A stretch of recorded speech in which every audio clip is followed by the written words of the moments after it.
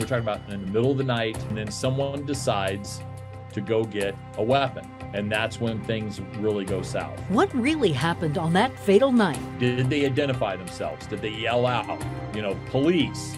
Was there lights and sirens on as they're pulling up? This is a situation that got out of control. Denver 7 learns new details about the deadly confrontation that ended the life of Arvada officer Dylan Vakoff. People can be irrational in times of dealing with domestic disputes. More than 100 customers fed up. They were very, very clear. No refunds at all whatsoever. A Colorado company now faces a class action lawsuit for more than $5 million in damages, as angry customers tell us their side of the story. $22,000 missing is all I've got to show for the last 14 months from them.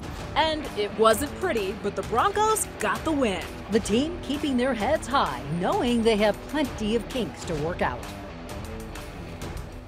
Good evening, and thank you for joining us for this extended version of Denver 7 News at 5. I'm Ann Trujillo. And I'm Jessica Porter. Arvada police officer Dylan Vakoff was killed in the line of duty while attempting to break up a domestic disturbance in the middle of an Arvada street. Today, Denver 7 obtained the affidavit revealing the suspect told police he did not know that he shot an officer. He goes as far as to say he didn't know officers were even there. Denver 7's Colette Bordelon is looking deeper at that affidavit and joins us live on our rooftop. And Colette, there are still questions about the timeline of this whole event. Those arrest papers describe a clearly chaotic scene, one that's a bit difficult to piece together, mainly because of the scope of the investigation. Because of that, we don't have the accounts from the officers who were directly there. Instead, the affidavit relies upon one officer describing what happened, who also watched some body-worn camera footage. It also relies on what the suspect had to say. Domestic calls are some of the most dangerous calls you can go on. The last call Arvada officer Dylan Vakoff responded to was a disturbance over the custody of 2 children. The heightened sense of emotion, the potential for people acting irrationally, the ongoing backstory that the officer knows nothing about. All reasons Dr. Sean Worthy says these kinds of calls can be some of the hardest to handle. And what the arrest affidavit for Sonny Almanza details describes a chaotic scene. It says Almanza was drinking when he learned his ex had left the kids with other juveniles. Almanza, along with other members of his family, went to pick up the children and take them from Thornton to Arvada.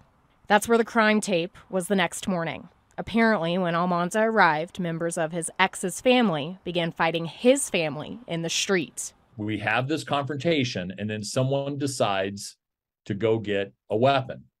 And that's when things really go south. That's retired Detective Mark Poff, who weighed in on the affidavit. And then in law enforcement, if they see someone shooting somebody who's unarmed, they have the right to return fire because he's shooting unarmed people. Almanza told officers he went and got an AR-15 while the fight was happening and shot his ex's sister in the leg. Then Almanza heard another gunshot when he realized he was hit. He claims he turned around and saw someone about a car's distance from him and fired 1 round, even though the affidavit says Officer Vakoff was shot twice.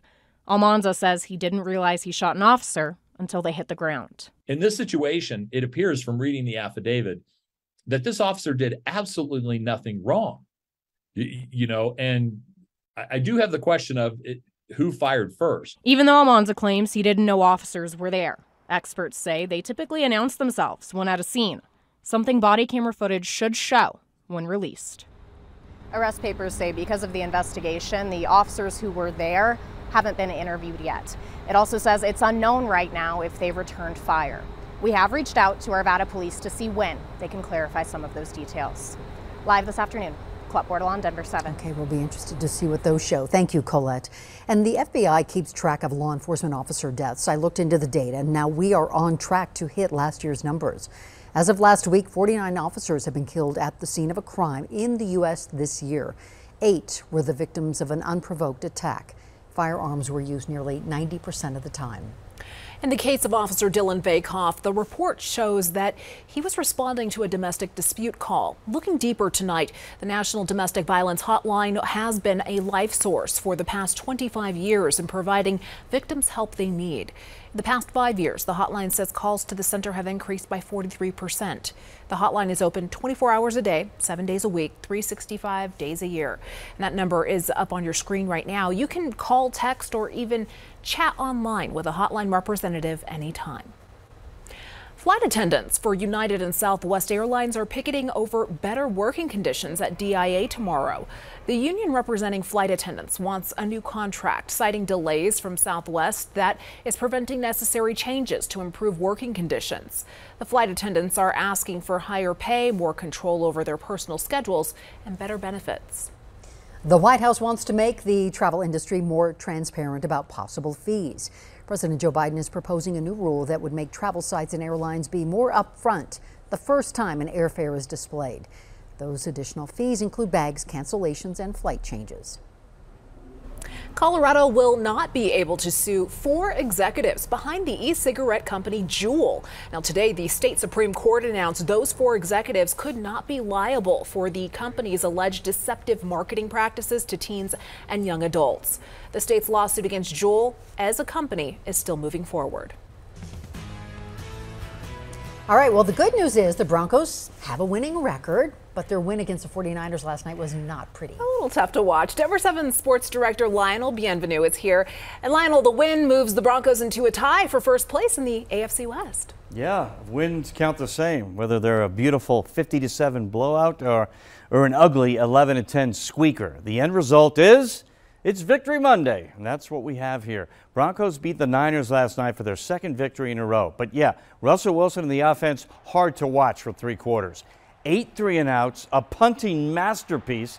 But in the fourth quarter, Russ started to cook, led an 80-yard drive, running and throwing. And he capped it off when Melvin Gordon scored the first red zone touchdown of the season. All the boos turned to cheers, and the Broncos walked off winners, despite having the 31st ranked scoring offense in the league. Number 31? So what did Coach Nate Hackett say today? Here's Broncos insider Troy Renck at the UC Health Training Center.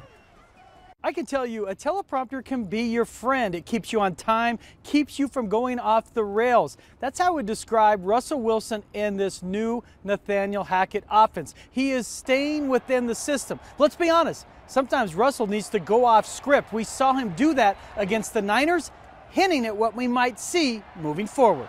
It's not as easy as just going out there with anybody and playing ball, and so I think that we're all working through all kinds of things. I'm working through things with him on making sure I'm calling the proper plays for him, that the players are running the right routes, and it just kind of goes, it's just that whole thing, just everybody working together. And there's been some good and there's been some bad, and we just got to make sure we have more good than bad. Folks, hit me up on my Twitter feed. The Broncos defense needs a nickname. They are that good. They have not allowed a second half touchdown this season.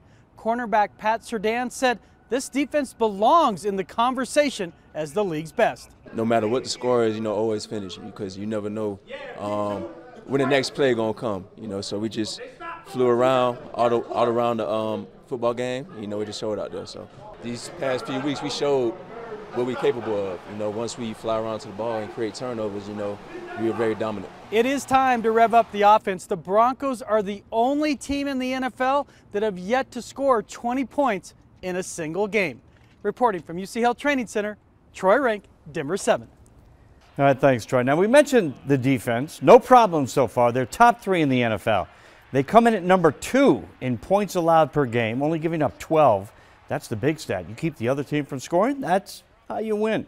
They got 2 fourth-quarter turnovers against the Niners to seal the deal, and we're seeing flashbacks to 2015 when the defense carried the Broncos to the Super Bowl and won the Lombardi Trophy. Again, we're only 3 games in, though, so let's hold off on that. Next up is next Sunday, a road trip to Vegas to play the 0-3 Raiders and former Broncos coach Josh McDaniels. The Raiders, despite being 0-3, opened up today as 2.5-point favorites. This could be the storm that we've hoped would never come to our shores. Hurricane Ian pushes towards Florida's Gulf Coast. Hundreds of thousands of families already being evacuated for the life-threatening storm. We expect to have to evacuate over 300,000 people, and it will take some time. Time is of the essence. Act now. Here in Colorado, our weather couldn't be better, but it will change later this week. Plus, a local father and son say they're not being paid, despite a contract already being signed. And it seems like they're just using this system to grind us into the dirt. Instead of doing the right thing by us,